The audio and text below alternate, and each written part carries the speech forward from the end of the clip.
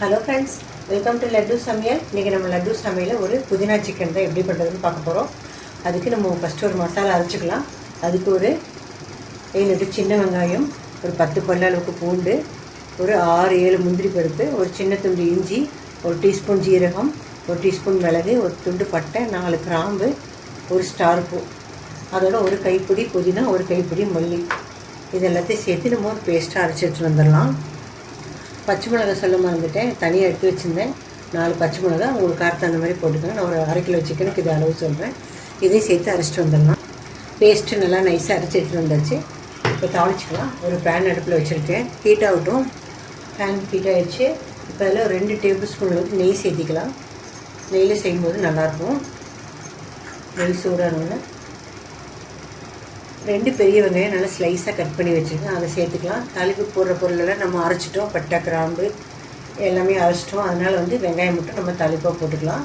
நெய் ஹீட் ஆகட்டும்.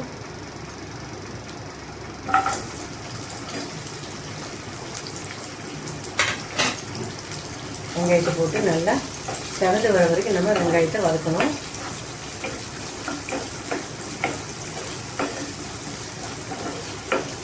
சிம்பிளாக பேச்சுலர்ஸ் கூட ஈஸியாக செஞ்சிடலாம். பிகினர்ஸ் எல்லாருமே ஈஸியாக செஞ்சிட மாதிரி ஒரு சிக்கன் ரெசிபி. எல்லாத்தையும் மிக்சியில் அரைச்சிட்டு புதினா மல்லி இஞ்சி பூண்டெல்லாம் அரைச்சிட்டு வெங்காயம் மட்டும் ஒன்று கட் பண்ணால் போதும். டக்குன்னு செஞ்சு முடிச்சிடலாம். ஈஸியாக இருக்கும். வெங்காயம் வதங்கிட்டு நல்லா. இந்த வெங்காயம் சீக்கிரம் வதங்கிறதுக்கு கொஞ்சம் உப்பு போட்டுக்கலாம்.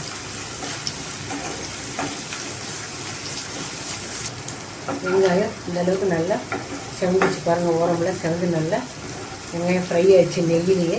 இப்போ நம்ம க்ளீன் பண்ணி வச்சுருக்கு சிக்கன் இதில் சேர்த்துக்கலாம். நான் ஒரு 1/2 கிலோ சிக்கன் எடுத்துருக்கேன். போன்லெஸ் இருந்தால் போனும் கலந்ததாக இருக்குது. சிக்கன் மஞ்சள் தூள் போட்டு கழுவி வச்சுருக்கேன். போட்டு மிக்ஸ் பண்ணிக்கலாம். கொஞ்சம் நேரம் சிக்கன் இருக்க தண்ணியெல்லாம் வர வரைக்கும் நம்ம வதக்கிக்கலாம். சிக்கன் இருக்க தண்ணியெல்லாம் ரிலீஸ் ஆகும். அதுக்கப்புறம் நம்ம மற்ற ஐட்டத்தெல்லாம் சேர்த்துக்கலாம். வதங்கட்டும். சிக்கன் கொஞ்சம் நேரம் வதங்கிடுச்சு பாருங்கள். சிக்கன் இருந்த தண்ணியெல்லாம் எப்படி வெளியே வந்துருக்குன்ட்டு. இதுக்கப்புறம் தான் மற்ற பொருளெல்லாம் சேர்க்கணும், இல்லைன்னா டேஸ்ட் அவ்வளோ நல்லா இருக்காது. இப்போ தண்ணியெல்லாம் ரிலீஸ் ஆகிடுச்சு. இப்போ நம்ம அரைச்சி வச்சுருக்கிற புதினா மல்லி இஞ்சி பூண்டு வெங்காய பேஸ்ட்டை ஆட் பண்ணிக்கலாம். சேர்த்துட்டு நல்லா கலந்து விட்டுக்கலாம். ஜாரை கழுவி ஒரு கொஞ்சமாக தண்ணி ஊற்றிருக்கேன், சிக்கன் வேகணும்ல அதுக்காக.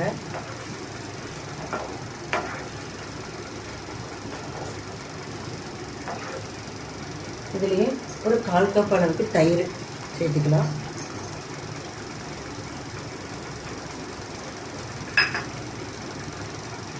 சேர்த்துட்டு நல்லா கலந்து விட்டு வேக வச்சுக்கலாம். சிக்கன் கொஞ்சம் நேரம் நல்லா வதங்கிருச்சு. இப்போ இந்த சிக்கனுக்கு தேவையான உப்பு போட்டுக்கலாம். வெங்காயத்துக்கு மட்டும் உப்பு போட்டுருந்தோம். இப்போ சிக்கனுக்கு உப்பு போட்டுக்கலாம். போட்டுட்டு எல்லாத்தையும் நல்லா கலந்து விட்டு மூடி போட்டு ஒரு 7-10 நிமிஷம் நல்லா சிக்கனை வேக வச்சுக்கலாம். மசாலாவோட பச்சை வாசனை போய் சிக்கன் நல்லா வெந்து வரட்டும். நல்லா கலந்துட்டு நம்ம மூடி வச்சுக்கலாம்.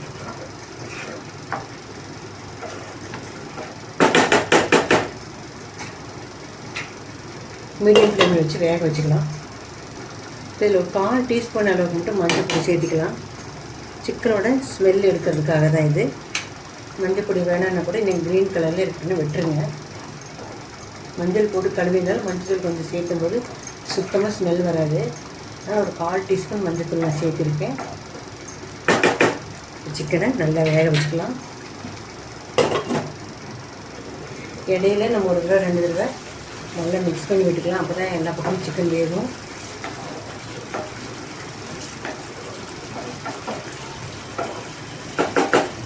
வேகட்டும். இப்போ திறந்து பார்க்கலாம். எல்லாமே ட்ரை ஆகிடுச்சு தண்ணியெல்லாம். பாருங்கள், தண்ணியெல்லாம் ட்ரை ஆகிடுச்சு. சிக்கனும் வெந்துருச்சு.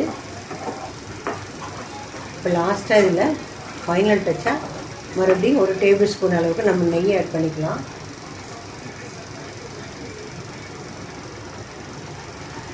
நெய்லேயே இந்த சிக்கன் வேகிறது தான் இதுக்கு ஹைலைட்டே. அதோட